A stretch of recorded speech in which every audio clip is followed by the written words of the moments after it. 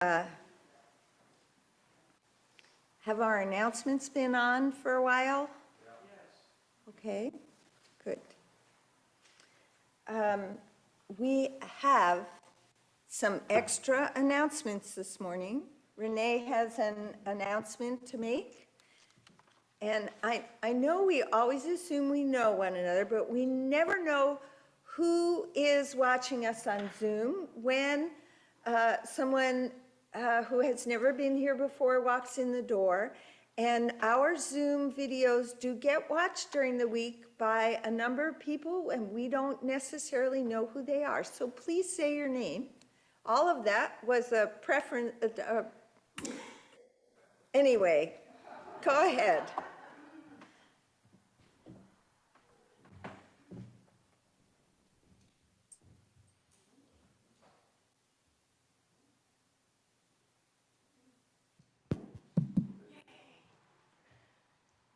Thank you. I'm Renee Pease.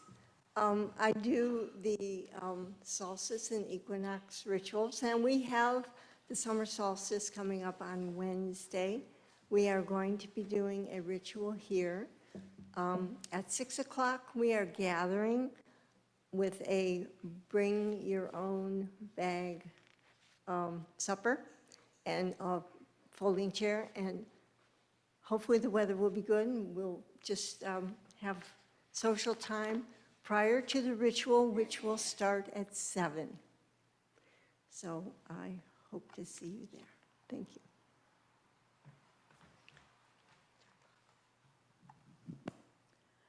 So I have several announcements this morning as well. Maybe not several, a few. This is our last service here of what you call your church year, which does not mean that worship stops. So, but this is the last sort of full Sunday here in the meeting house before we return in September. And we will be back on the first Sunday after Labor Day. However, there is a long list of summer worship, including one that will happen here in the meeting house. No, outside. Linda Clark will be leading that worship service. We are on the road Sundays, so this church, First Parish, Northborough, First Parish in Berlin, the Federated Church, the Unitarian Universalist Church of Marlborough, Hudson, and the Unitarian Universalist Church of Westboro are all joining together this summer, and we're doing on-the-road Sundays. The list is in the perspective. I believe it was an announcement slide up here. And you can call our office if you wish to get a copy of that, of the perspective, get on our email list so that you can know where we will be every Sunday. Next Sunday, June 25th, is the annual Unitarian Universalist General Assembly Sunday worship. It is a wonderful experience. There are thousands of people, well, maybe at least 1,000, we hope, who gather this year in Pittsburgh, Pennsylvania. But the worship service will be online. It goes from 11 to 12:30. It's always inspirational. The UUA and the particular participants in each year's worship work hard to bring all of us a very meaningful service so that we can connect with other Unitarian Universalists. So I encourage you to turn on your computer, find a comfortable seat, and join in worship with a few thousand other Unitarian Universalists next Sunday. I'll see you there. So I think those are the announcements for now. The other announcement pertains to this service. There's a little bit of a change in the order of service. We will begin today. Our opening hymn will not be number 305, De Coloris. It will be number 188, Come, Come, Whoever You Are. It's put up on the hymn board. We will begin with that. We will sing De Coloris. We will sing it after our story. So don't worry, we'll get to sing them all. And this morning, as you all know, is our flower communion service. So I will assume that any sneezing, including my own, is related not to COVID, but to flowers. So welcome. Now that you've had all those announcements, welcome to First Parish Unitarian Universalist Northborough. We Unitarian Universalists are a non-creedal, religiously liberal faith tradition. We hold in our worship and in our faith formation that each individual and each community will explore a wide and varied set of beliefs and ideas to live life as a spiritual journey, deepening our connections to compassion, justice, and an understanding of eternal truth. I am Reverend Abigail Stockman, and for another 2 weeks, I am the interim co-minister, and I serve with my colleague, Reverend Misty Dawn Shelley. So if you have any questions, please don't hesitate to be in touch with us. I will be back again by myself as your part-time, half-time interim co-minister. I will be back in August. So I will be back in the pulpit in September. We are community in multiple locations.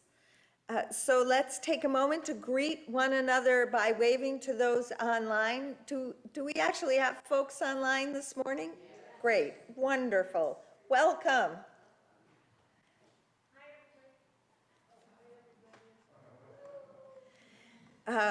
And now I will ring our chime and let us begin our flower communion worship this morning. Walls of the flowers, though not cracker.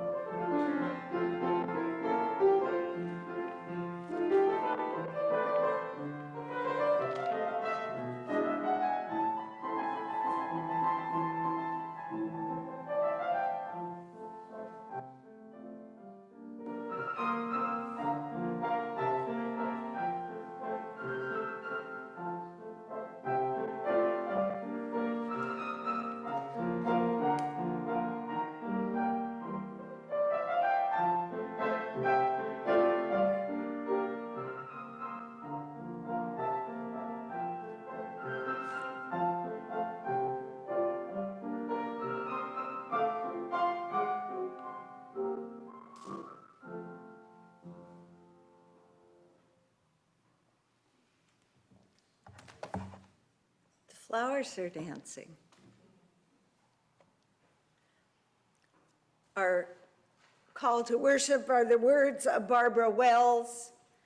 O spinner, weaver of our lives, your loom is love. May we who are gathered here be empowered by that love to weave new patterns of truth and justice into a web of life that is strong and beautiful and everlasting.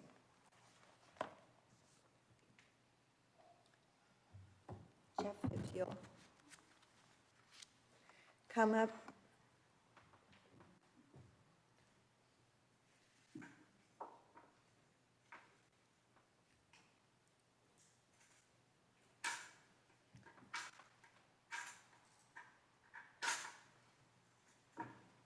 our chalice this morning, let us light among us the simple light of love, the love that may become the source of all our other actions. Amen. We will begin with our opening hymn, number 180. 188, sorry, I left out an 8. And so I'm going to say this hymn, Come, Come, Whoever You Are, and I expect there are folks among you who know this well. It has another verse that never made it into the hymnal. And that verse goes like this: I've broken my vows 10,000 times because we all fail to love in our actions towards someone or something at some point in our lives. Most of us do it regularly. I don't keep a tally at the end of the day quite how many times I've failed to love. So we need to be able to forgive and to begin again, because the failure is inevitable, but so is our ability to try again and to do better the next time. So if you know that verse, sing it. And it goes against Come, Come, Whoever You Are. So we're going to sing that through once together. Those of us who know the other words will sing it in counterpoint to the Come, Come, Whoever You Are. And we will make beautiful music to be heard in the ears of all that we hold holy and sacred. Please rise in spirit, body as you are able, and let us sing.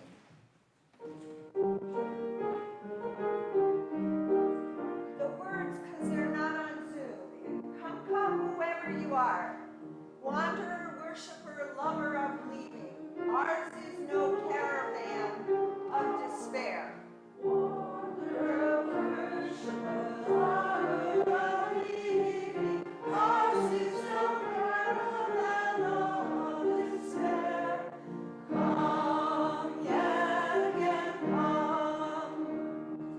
Come, come, whoever you are, wanderer, worshiper, lover of leaving. Ours is no caravan of despair. Come, yet come.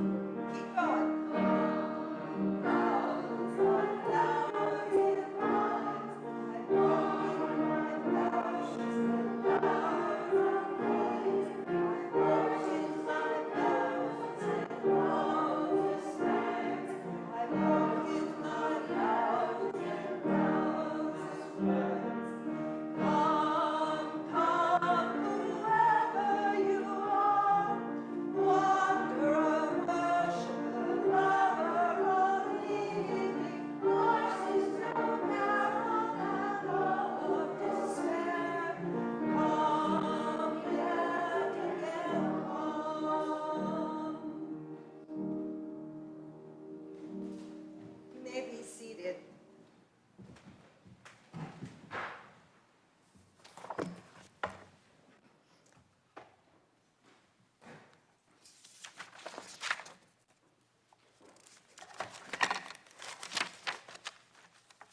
Norbert Chapek, the father of the flower communion, which we will do today, has a remarkable story.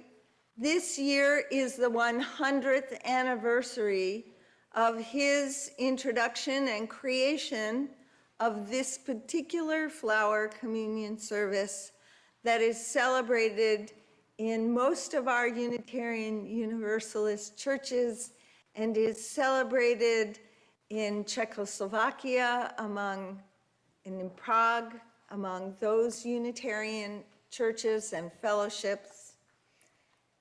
And so this is his story as told by Teresa and David Schwartz. His mother was a devout Catholic, his father agnostic. He became an acolyte at the age of 10 in 1890 at St. Martin's Catholic Church. In the years that followed, he became disillusioned. His priest was a cynic. At 18, he apprenticed to his uncle, a successful tailor in Vienna. Norbert discovered the Baptists there and became a minister. He founded almost a dozen churches from Ukraine to Budapest. Yet slowly, his faith became more liberal. He left Bohemia under government threat and accepted a call to serve a Baptist church in New York City until one day in 1919. That day, he wrote in his diary, "I cannot be a Baptist anymore, even in compromise. The fire of new desires, new worlds is burning inside me." Norbert and his wife, Maya Chapek, joined a Unitarian church in New Jersey in 1921. For the same reason a whole lot of you may have joined one. Their children liked the religious education program. That's the power of our Sunday schools and our Sunday school teachers. World War I ended. His home country was now independent. He and Maya returned home to the new Czechoslovakia. His Unitarian church was the Prague Liberal Religious Fellowship, and in just 20 years, his church had 3,200 members. The traditional Christian communion service of bread and wine wouldn't meet the needs of his congregation because his church, like ours, had people who believed different things. Chapek turned to the beauty of the countryside, to the beauty of flowers, and in 1923, he developed the flower ceremony.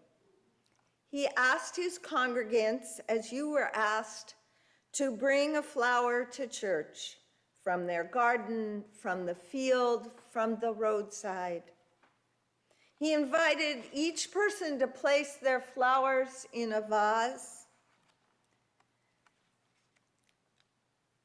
Theirs was a church community no less unique for being united. Following the service, each person was invited to take a flower from the vase, a different one than they had brought. Chapek was a visionary minister with a church ahead of its time, a bold thinking beyond its doors, beyond what it thought possible. It was a church willing to take risks, to make tough decisions, to bear disappointment, and to build a new way. First, by building a church, and that church could build up the world. That is this church, and that was Chapek's church. For his efforts, the Gestapo arrested him in 1942. They accused Chapek of listening to foreign broadcasts and sent him to the Dachau concentration camp. Even in starvation and torture, he held a flower ceremony with his fellow prisoners. finding whatever flowers they could among the weeds of the camp. They testified to a beauty larger than themselves. They testified to a beauty larger than themselves, and a love that could outlive them. The Nazis killed Norbert Čapek, but his spirit, his courage, and his commitment live on today. We have those qualities too, and it is ours to make them real. His wife Maya brought the flower ceremony to the Unitarian Church in Cambridge, Massachusetts in 1940. What we're about to do here today in this service is not a historical reenactment of something over and done, but an affirmation of our continuity with the generations of struggle for ever widening liberty. This flower ceremony, lovely though it is, isn't a diversion from ugly realities, but a gentle fierceness which proclaims that in the midst of sinister days, there is always light and beauty. We are not here to recall something that happened, but to remember something that is happening, to remember, to put back together again. And in that remembering, may we put ourselves back together again, each as a part of the body of this community, out of many, one. Today, we celebrate this ritual with solemnity and joy.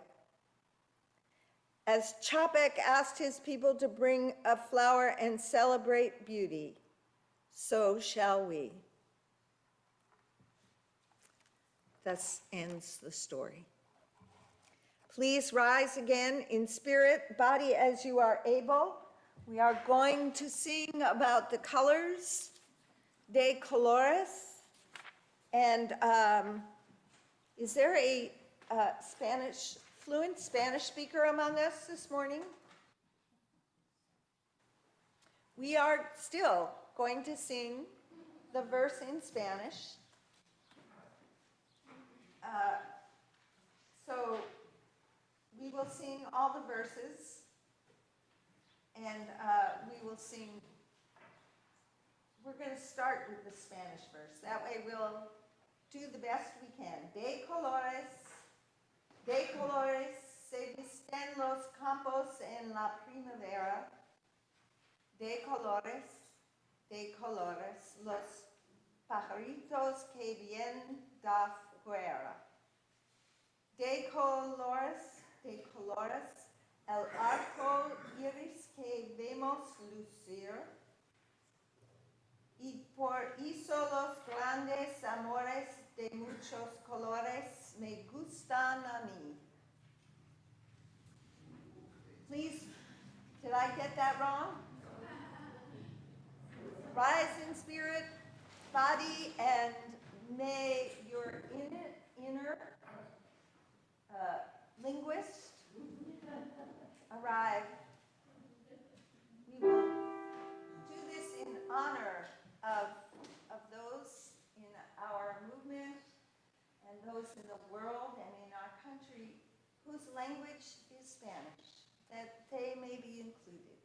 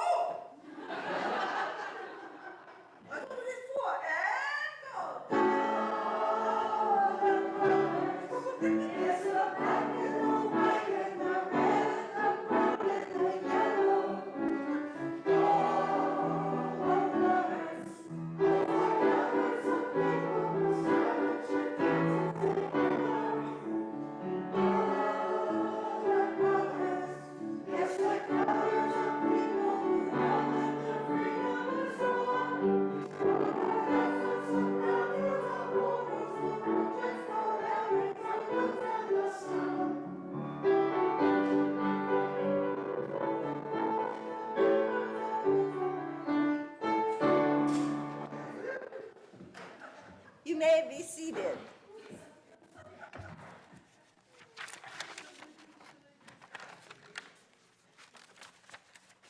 The offering, we will get there.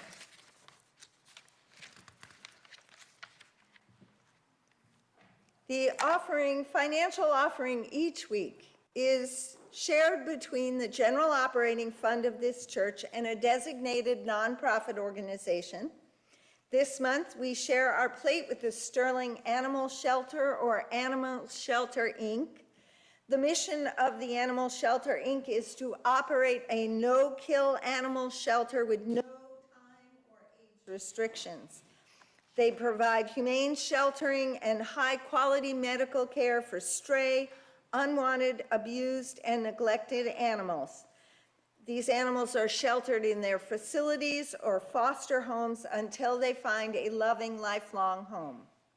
They promote responsible pet ownership and try to improve the quality of life for the animals and people in our community. They work closely with other humane societies and rescue organizations across the country and in Puerto Rico. May we continue to be as generous as we are able, and the offering for the work of this congregation and the work of Animal Shelter, Inc. will now be gratefully received.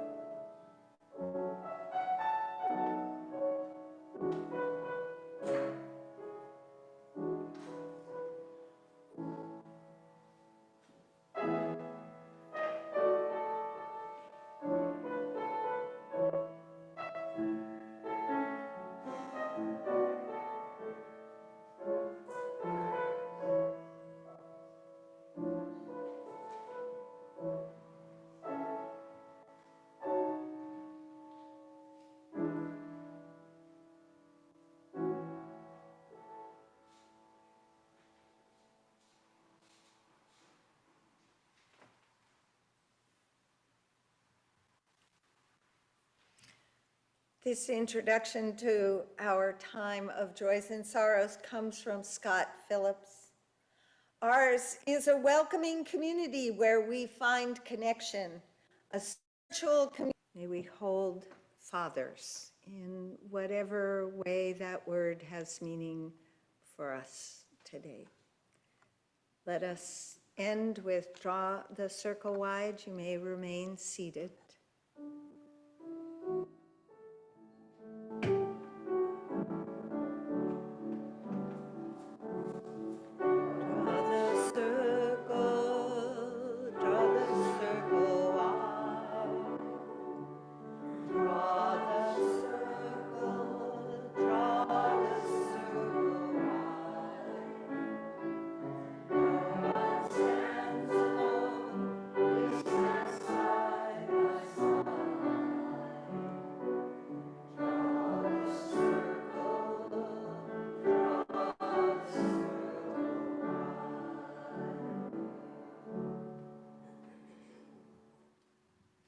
Let us continue in the spirit of prayer.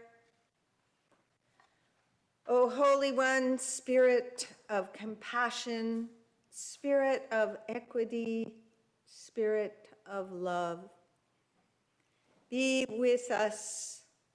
Let us breathe in the peace of this space, of being together, of the arriving warmth of summer and its bounty.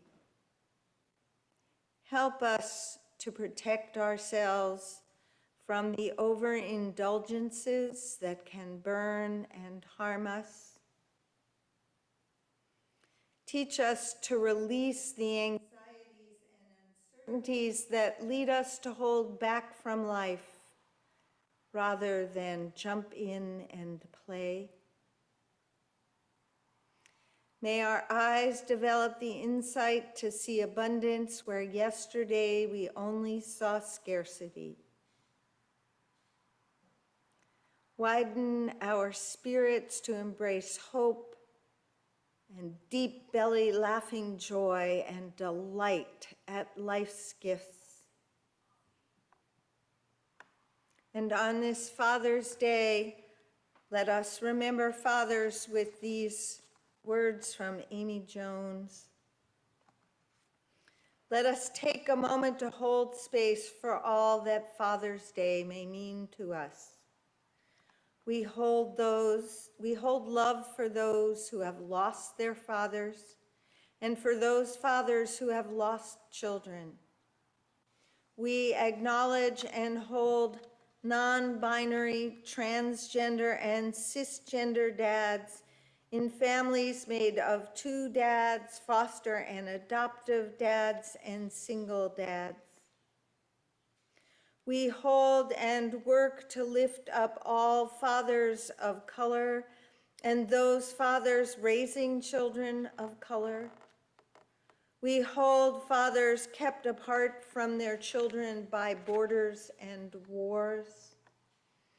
We hold fathers and children who have lost connection, children who have been disowned or abandoned by their fathers, and the father figures who step in.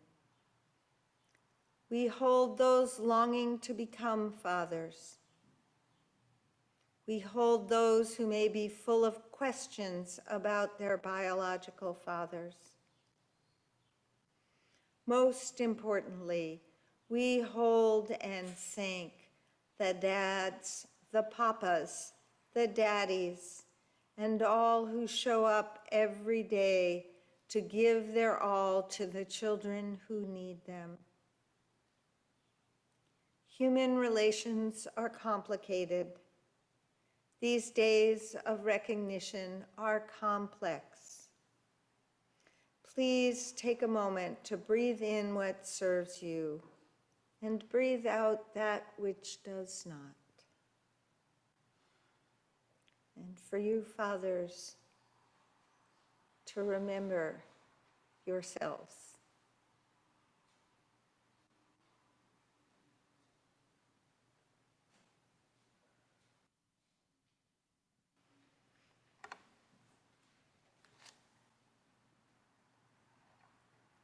Amen.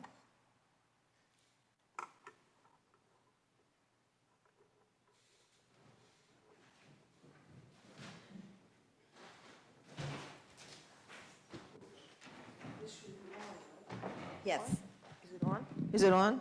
Yes.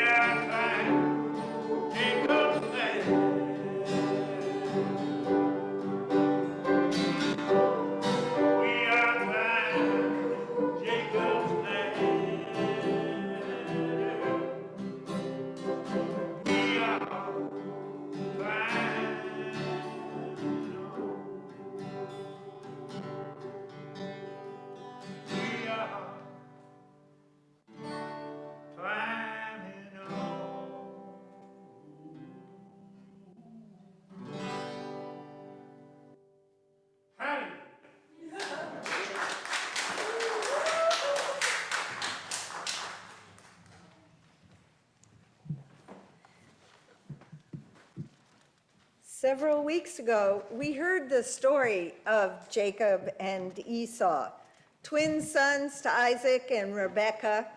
It is a family saga worthy of a PBS masterpiece theater. It's a saga on favoritism by parents and deception by relatives and competition and rivalry gone amok.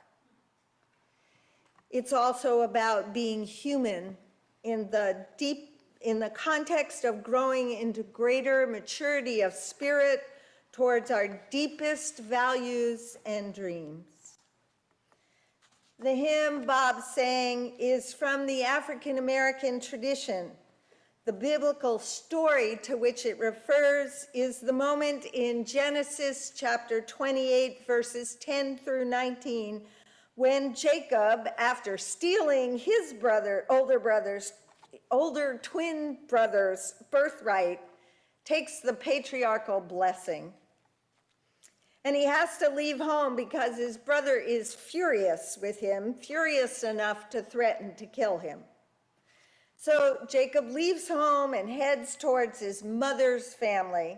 His mother favored him and helped him deceive his father into giving him that blessing that rightfully belonged to his older brother.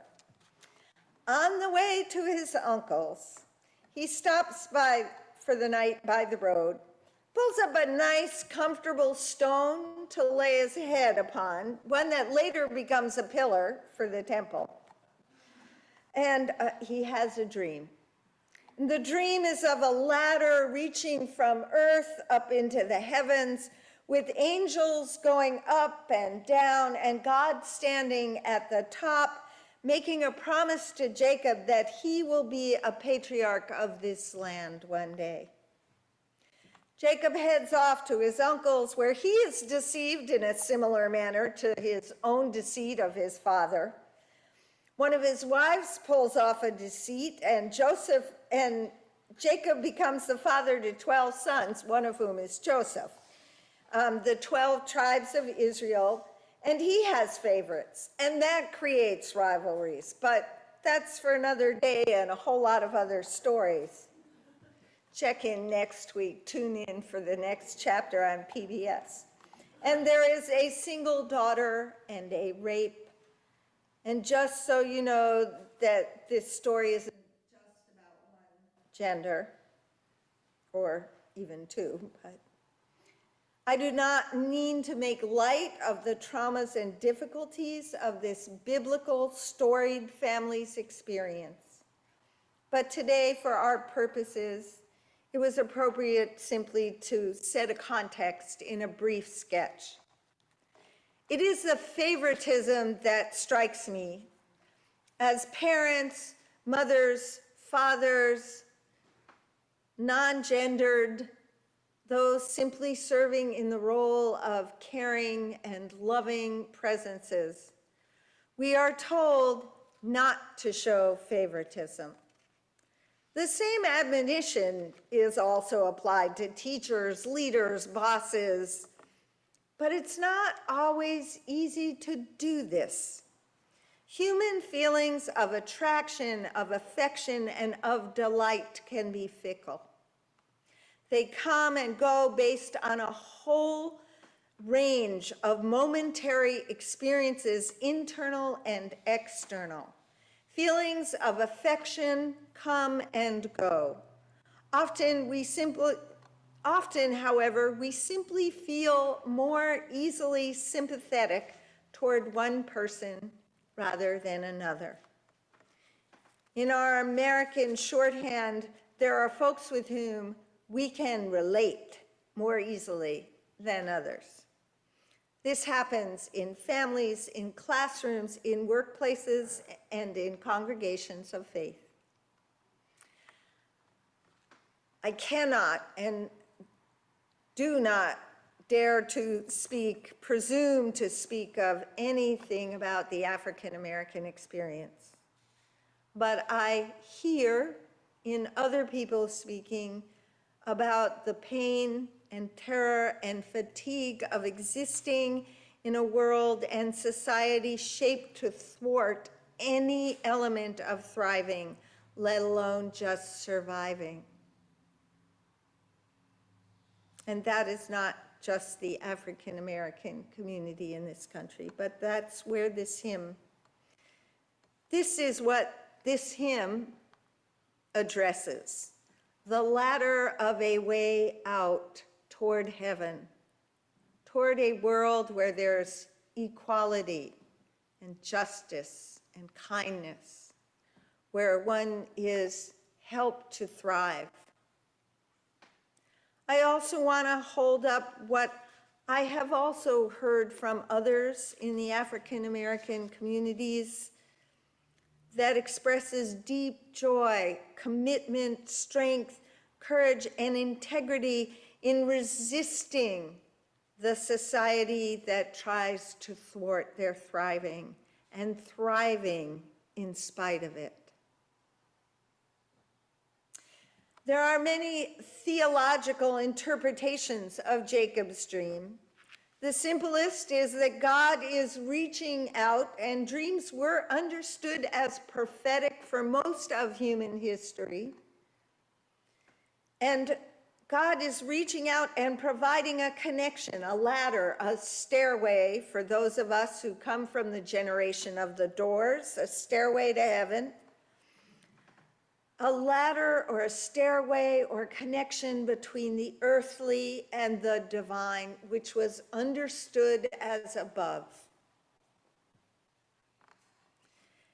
At our human best, this is the wisdom of the ages found in many practices and traditions, that there is a way for us humans to connect from this earthly, embodied, created, sometimes not always the best of us inside ourselves, to that which we call divine, which we understand as eternal, love with a capital L that is not about affection, justice with a capital J that is about never thwarting,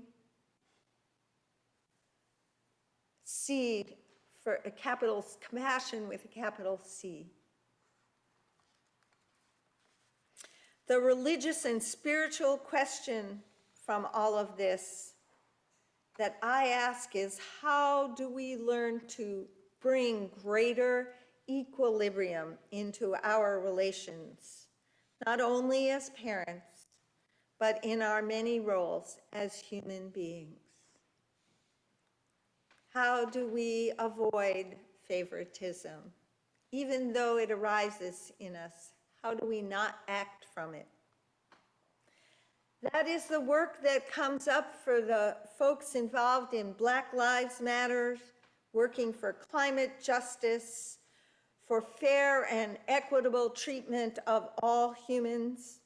That's what all that is about. Helping us to overcome the very human leaning towards favoritisms of family, of tribe, of language, of a particular child who favors us in the family. To create societies and a world where there is more equitable access and distribution of life's needs and life's gifts. Sarah's Circle, in the tradition of folk music, takes the tune from Jacob's Ladder and brings it into an entirely different framework. It creates a circle of inclusion imagined by the Unitarian Universalist Carol Etzler Eaglehart, who wrote it, a white woman. So I also want to acknowledge in this song its shortcomings to our current understanding, because it speaks of gender binaries, women, sisters, and brothers. At the end of each verse, sisters, brothers, all, it says. Kimberly DeBus, in her notes from the far fringe on our hymnal, suggests that if you would like, you can say family, neighbor, all, instead of brother, sister. It's your decision. And I'm going to invite the choir to start to come back up. In our religious tradition, the circle is a symbol of inclusion, which we assume to be fair and equitable to all. The circle, we at our very best seek to draw wide and wider still. We are dancing Sarah's circle.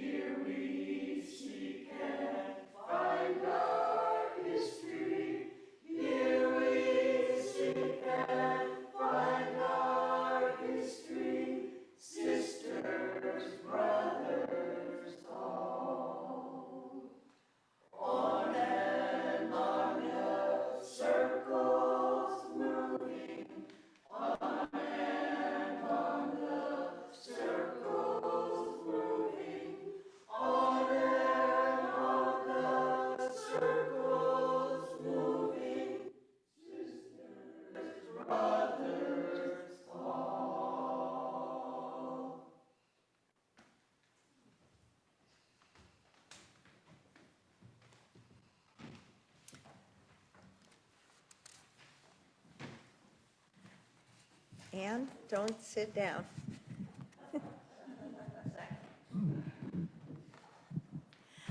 Let us consecrate these flowers before us.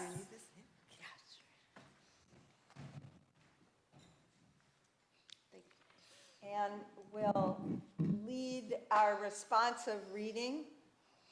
Please join in with the words written in the order of service and in your Zoom chat.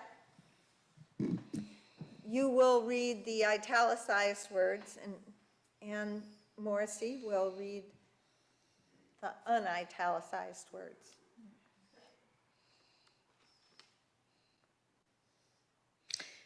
These flowers we see before us, they come in many shades and colors They come in many sizes and shapes.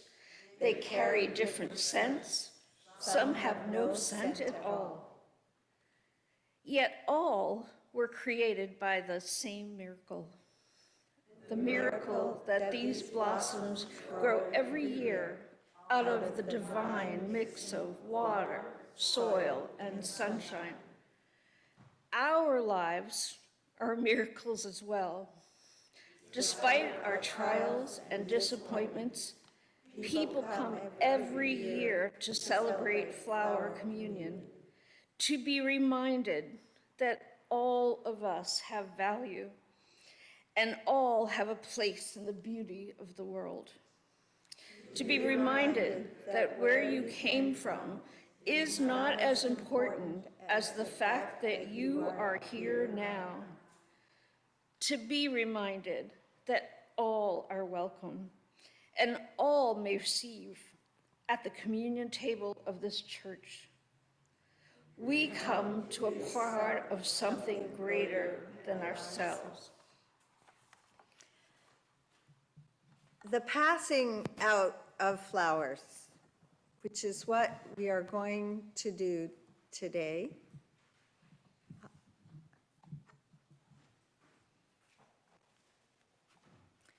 Because among us, we are folks of privilege.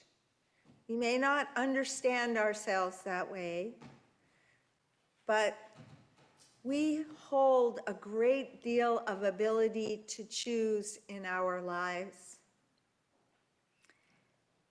And often we hold the ability to choose as something sacred, and it is in many instances. It is that equity when we have the ability to choose. But because we have so much ability to choose in our privilege, it's important for us to be reminded now and again that not everything that comes to us is of our choosing. What is of our choosing is what we do with what comes to us. May the flower which you are handed this morning, and thank you, Linda Clark and Ann Morrissey, will you please come forward? They will be handing flowers into your row and asking you to hand it to the person furthest in the row, and then they will hand you one at the end of the row.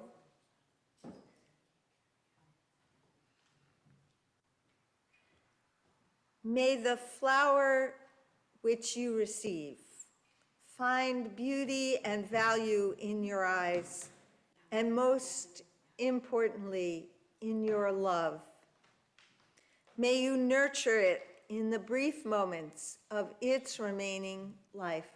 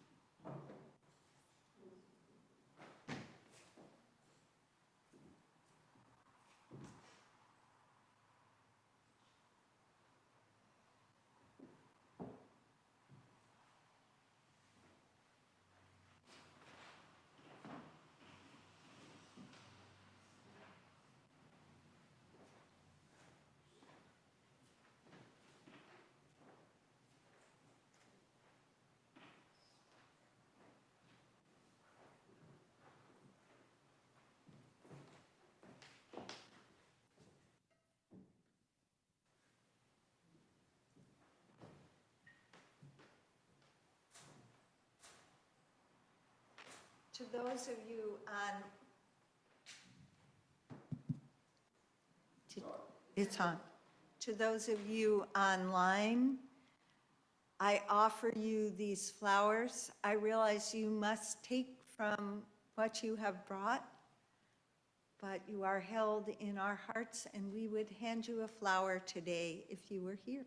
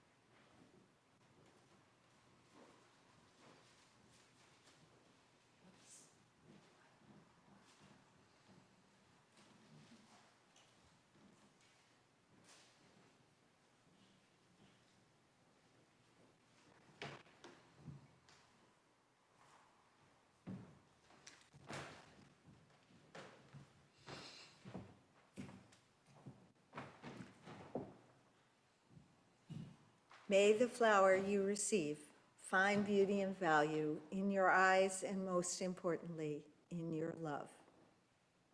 Please rise in spirit, body, as you are able.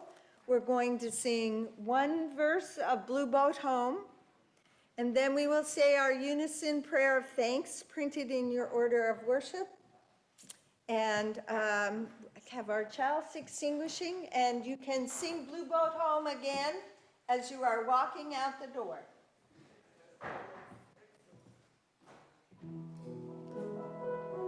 Just verse 1.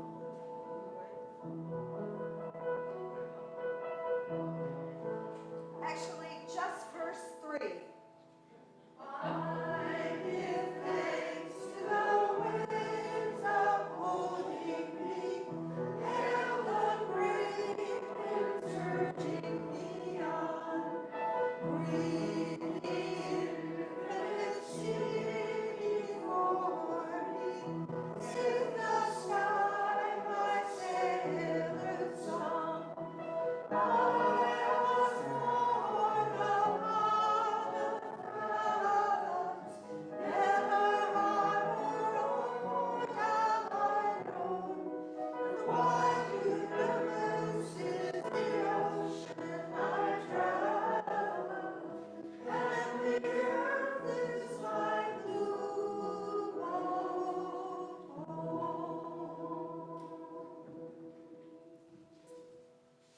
Please remain standing if you are able for our unison prayer of thanks printed in your order of worship and in your chat online.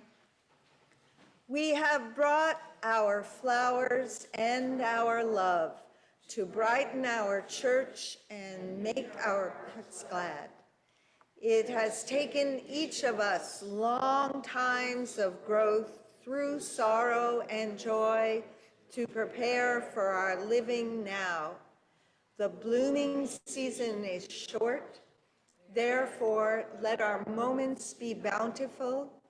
Let us rejoice in our unique colors, aromas, and sounds. Let us celebrate together in love, that as we travel away, we take with us the memory of being together among the flowers. We extinguish the light, but not the love.